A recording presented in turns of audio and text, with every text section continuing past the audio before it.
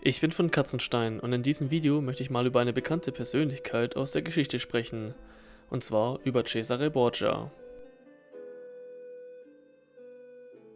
Cesare Borgia wurde 1475, wahrscheinlich in Rom, als Sohn von Rodrigo Borgia, dem späteren spanischen Papst Alexander VI., geboren. Im Laufe seines Lebens beschritt Cesare viele verschiedene Ämter, die ihm durch seinen mächtigen Vater in einer offensichtlichen Vetternwirtschaft ermöglicht wurden. So war er unter anderem erster Herzog von Valentinois und der Romagna, Fürst von Adria und von Venafro, Graf von Dior, Herr von Piombino, Camerino und Urbino, Feldherr der päpstlichen Staaten und Bischof sowie später Kardinal von Pamplona, ohne jemals ein Priester gewesen zu sein. Gerade am Kardinalstitel, bei dem Cesare gerade einmal 17 Jahre alt war, lässt sich erahnen, welche Macht der damalige Papst hatte und für seine Nachkommen nutzen konnte. Und damit nicht genug. Man sagt Cesare nach, dass er bei seiner Karriere über Leichen ging. So legte er nach dem mysteriösen Tod seines älteren Bruders Juan den Kardinalstitel nach nur 5 Jahren als erster in der Geschichte freiwillig ab und nahm dessen Posten als der päpstliche Legat und damit der Feldhauptmann der Kirche an. Was für eine noble Tat.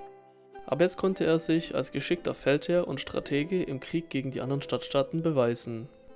Nachdem aber im Jahr 1503 Cesares Vater, der Papst, verstarb, gelangte nach einigen Umständen Papst Julius II. Auf den Heiligen Stuhl, der schon in der Vergangenheit ein starker Feind der Borgia-Dynastie war. So wurde Cesare verhaftet und nach Spanien verbannt. Dort gelang ihm nach 2 Jahren die Flucht und er konnte sich mit seinem Schwager, dem König von Navarra, verbünden und führte für diesen Krieg. 1507 kam es dann zur Belagerung von Vienna in Spanien. Dort geriet Cesare in einen Hinterhalt, der zwar rechtzeitig von ihm erkannt wurde, aber von den anderen Truppen ignoriert wurde.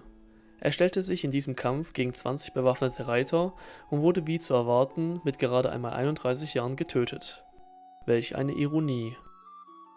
Wie darf man Cesares Leben jetzt aber werten? Mit Sicherheit war Cesare Borgia kein heiliges Lamm oder ein Mann von Ehre. Ihm wurde die Macht durch seinen Vater bereits in die Wiege gelegt und dieses Privileg nutzte er schamlos für seine eigenen Ziele aus, um die Dynastie der Borgias weiterleben zu lassen. Es scheint so, als wäre ihm dafür jedes Mittel recht gewesen. Dennoch oder genau aus diesem Grund kursierte schon zu seinen Lebzeiten eine intensive Gerüchteküche.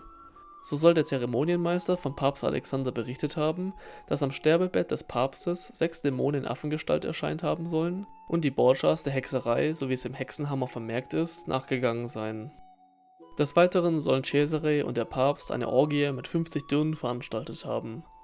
Cesare soll Nonnen vergewaltigt und seinen älteren Bruder ermordet haben. Das größte Gerücht, was wahrscheinlich existierte, war Cesares angebliche Liebe zu seiner Schwester Lucretia, der man nymphomanische Züge nachsagte und gemeinsam wohl verkehrten.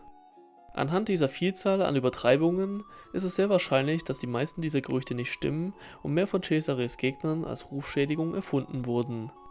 So beschrieb der florentinische Philosoph Niccolò Machiavelli Cesare als einen außerordentlich kaltherzigen und skrupellosen Feldherrn. Es ist davon auszugehen, dass Cesare in seiner Funktion als päpstlicher Condottiere äußerst brutal vorging, aber wahrscheinlich eher so, wie es unter den Feldherren zu dieser Zeit üblich war. Viele seiner Opfer haben selber wenig Hemmung bewiesen, wenn es darum ging, Verwandte zu töten oder ganze Familien auszulöschen, ganz nach der Devise morden oder gemordet werden. Was wir auf jeden Fall daraus lernen können, ist, dass die niedergeschriebene Geschichte nicht immer ganz klar für bare Münze zu nehmen ist. Quellen widersprechen sich, sind unklar und manchmal einfach nicht das Alltägliche. Leider haben wir keine andere Möglichkeit, als uns ein Vorbild an den Quellen zu nehmen, wobei wir nicht vergessen dürfen, auch unsere eigenen Schlüsse zu ziehen. Es heißt ja nicht umsonst, die Geschichte wird vom Sieger geschrieben.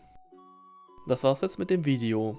Ihr könnt mir mal in die Kommentare schreiben, ob ich noch mehr Kurzbiografien über historische Persönlichkeiten machen soll. Ich würde mich auf jeden Fall über eure Meinung freuen.